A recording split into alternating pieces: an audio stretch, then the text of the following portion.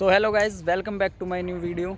सो guys, जैसा कि आप सबको पता है, पिछली वीडियो में हमने बात करी थी कि यूपीएसआई का जो अभी एग्ज़ाम हुआ है वो कैसा रहा और कितने मार्क्स पे मतलब क्या होने वाला है और कैसे कैसे मतलब लोग भ्रम फैला रहे हैं। तो आज उसी का थोड़ा सा एक्सटेंडेड वर्जन है। आज बात करेंगे हम कि अगर आपके नंबर इतने हैं तो आपको क्या करना चाहिए और मतलब अब आपको आगे क्या करना चाहिए, और आगे ये भी बात करेंगे कि कितने नंबर वाले को अब आगे के लिए क्या तैयारी करनी है या कैसे करना है। तो सबसे पहले मैं आपको बता दूं कि जब भी कोई ऐसा एग्ज़ाम होता है जिसमें इतना इजी पैटर्न आ जाता है, इतने इजी क्वेश्चंस पूछ लिए जाते हैं, तो उसमें सबसे बड़ी चीज़ यही होती है कि वो सारी चीज़ें अनएक्सपेक्टेड होती हैं।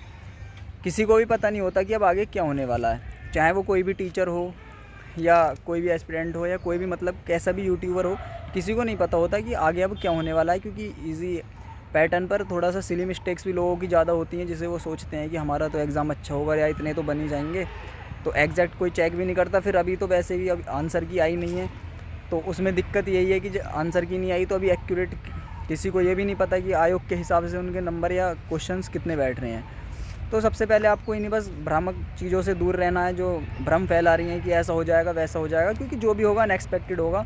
जैसे कि आपने पहले भी देखा होगा, काफ़ी बार एसएससी के काफ़ी एग्ज़ाम्स में भी ऐसा हुआ है, जब जब एग्ज़ाम ईजी आया है तो उसमें सारा कुछ मतलब अनएक्सपेक्टेड ही होता रहा है।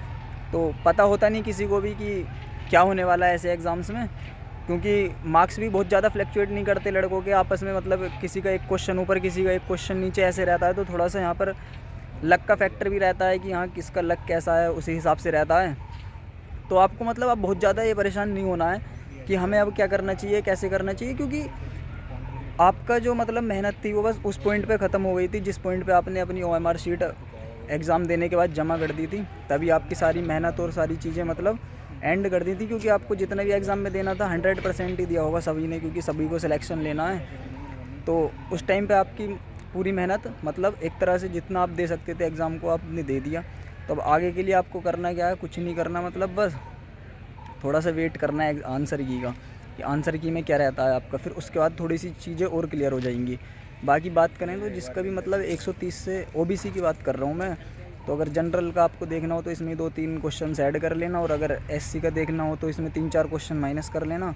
मैं ओबीसी के हिसाब से बताने वाला हूँ आपको सारी चीज़ें कि अगर आपके ओबीसी में 130 से नीचे बैठ रहे हैं तो फिर आपको फ़िज़िकल का भी मौका नहीं मिलने वाला है। तो इसके लिए मतलब फिर आपको आगे की तैयारी में जुट जाना है। अब कुछ भी मतलब नहीं सोचना है कि होगा नहीं होगा, क्योंकि 130 से नीचे फ़ाइनल तो बिल्कुल इम्पॉसिबल है ही। बाकी अगर आपके 145 प्लस बैठ रहे हैं तो आपको बिल्कुल निश्चिंत होकर बैठ जाना है कि आपका सिलेक्शन इस बार पक्का है। लेकिन अगर आपके 130 से और 145 के बीच में बैठ रहे हैं तो फिर आपको दिक्कत में थोड़ी सी ज़रूरत है। मतलब कुछों को लग रहा होगा कि फ़िज़िकल में हो जाएगा, फ़ाइनल नहीं हो पाएगा, कुछों को लगेगा कि फ़ाइनल तो हो जाएगा लेकिन आगे का कैसे होगा। तो इसलिए मतलब थोड़ा सा आपको वेट करना है और चीज़ें देखते रहना है। बाकी अपनी आगे की तैयारी करते रहेंगे। बाकी बहुत सारे भाई हैं हमारे जो यहाँ पर ट्रेनिंग कर रहे हैं, देखिए आ चुके हैं हमारे राइफ़ल बड़ी हैं, राइफ़ल एक्सचेंज करते हैं। इनका भी होगा शायद एसआई का एग्ज़ाम दे के आए आप? हाँ भाई, क्या रहा हो इधर बताओ थोड़ा सा। ठीक रहा एसआई का एग्ज़ाम, एवरेज रहा, पढ़ा नहीं कुछ, उसके बावजूद भी पेपर सही हो गया। तो कितने अटैम्प्ट रहे आपके और कितने ठीक रहे?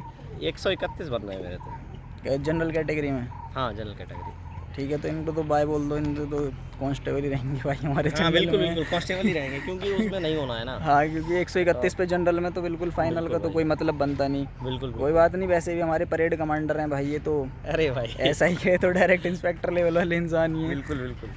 ठीक है, और बताइए भाई, कुछ बोलना चाहते हैं बस आप? बस बस बस भाई, ठीक गड्ढा है देखने भाई। आए हुए हैं क्योंकि पिछली बार देखा था थोड़ा डर लग रहा था, इस बार ये देखिए इनको मतलब ट्रेनिंग में दिक्कत आ गई थी थोड़ा सा, इसको पार करने में, तो आज देखने आए हैं इसको कैसे पार करना है। बाकी मैंने आप लोगों को बता ही दिया कि आपको 130 से अगर 45 के बीच में तो अपने आगे की तैयारी करते रहो और वेट करो अपने रिज़ल्ट का या आंसर की का, बाकी सारी चीज़ों का। उसमें आपको, क्योंकि अब आप कुछ भी नहीं कर सकते हो, बस केवल वेट कर सकते हो कि अब आगे क्या होना है। तो इसलिए वेट करिए।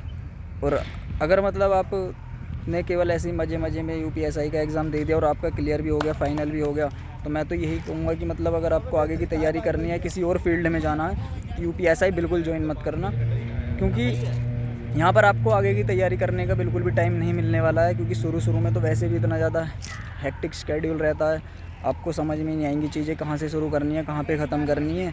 तो अगर आपको मतलब किसी आगे की तैयारी करना है या आपके लक्ष्य थोड़े से बड़े हैं यूपीएसआई से भी, तो आपको बिल्कुल ज्वाइन नहीं करना है। ये मैं आपको पर्सनल अभी से राय दे रहा हूँ, क्योंकि मुझे पता है मैं इस विभाग में पहले से हूँ और मैं कांस्टेबल पद पर हूँ, लेकिन ऐसा ही कि ट्रेनिंग थोड़ी उससे भी और ज़्यादा हार्ड हो जाती है। तो आपको इसलिए अगर आगे की तैयारी करनी है तो आप फिर थोड़ा सा आपको रिस्क लेना पड़ेगा और इसमें ज्वाइन ना करें, वरना फिर आप आगे की तैयारी इसमें अभी तो मतलब ट्रेनिंग पीरियड भी रहता है 1 साल का, तो 1 साल तो बिल्कुल नहीं कर पाओगे। वो बात अलग है, थोड़ा बहुत आप अपना रिवीजन का टाइम निकाल लोगे, बाकी आगे की तैयारी ऐसे फुल फ्लैश्ड वे में तो आप नहीं कर पाओगे। तो इसलिए बाकी डिसीज़न आपका है और अभी वेट करते रहिए, किसी भी भ्रामक स्थिति पर ध्यान ना दीजिए, बाकी ट्रेनिंग का मज़ा लीजिए। देखिए वैसे मतलब काफ़ी अच्छी रहती है ये डिफेंस वाली लाइन भी, थोड़ा सा जो पुलिस वाली लाइन है।